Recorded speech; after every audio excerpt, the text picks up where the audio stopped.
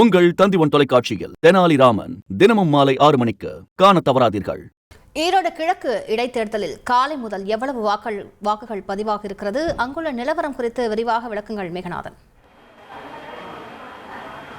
வணக்கம். ஈரோடு கிழக்கு சட்டமன்ற தொகுதியின் இடைத்தேர்தல் இன்று காலை வாக்குப்பதிவு 7 மணிக்கு தொடங்கி தற்பொழுது 10 மணி நிலவரப்படி வாக்குகளானது பதிவாகி வருகிறது. இந்த நிலையில் காலை 9 மணி நிலவரப்படி பார்த்தோமானால் 10.95% வாக்குகள் பதிவாகி இருப்பதாக மாவட்ட தேர்தல் நடத்தும் அதிகாரி தகவல் வெளியிட்டுள்ளார். இந்த நிலையில் ஈரோடு கிழக்கு சட்டமன்ற தொகுதியானது மொத்தமாக 53 வாக்குப்பதிவு மையங்களில் 237 வாக்குச்சாவடிகளாக பிரிக்கப்பட்டு வாக்குப்பதிவானது காலை முதலே விறுவிறுப்பாக தொடங்கி நடைபெற்று வரும் நிலையில் ஒரு சில வாக்குச்சாவடி மையங்களில் வாக்காளர்கள் அதிகமாக குவிந்து வருகின்றனர். இந்த நிலையில் நம்ம இப்போது இருக்கக்கூடிய பகுதி பார்த்தோம்னால் ஈரோடு பேருந்து நிலையம் அருகே உள்ள அரசு மாணவியர் விளையாட்டு விடுதி மைதானத்தில் அந்த வாக்குப்பதிவு மையத்தில் இருக்கும். இங்கே 2 பூத்கள் அமைக்கப்பட்டுள்ளது. இந்த பூத்கள் பார்த்தோம்னால் இந்த பகுதி மக்களான வீரபத்திரன் மெயின் ரோடு, வீரபத்திர வீதி 1, 2, 3, 4, 5, 6 மற்றும் இந்த அயல்நாடு வாழ் தமிழர்கள் ஆகியோர்களுக்கான வாக்குச்சாவடி மையமாக அமைக்கப்பட்டு இங்கே ஆண்கள் பெண்கள் இருவருமே ஒரே வாக்குச்சாவடிக்குள் சென்று வாக்களிக்கும் விதமாக வாக்குச்சாவடிக்கான ஏற்பாடுகள் செய்யப்பட்டுள்ள நிலையில் இந்த பகுதியில் உள்ள வாக்குச்சாவடி மையத்தில் மட்டுமே தற்பொழுது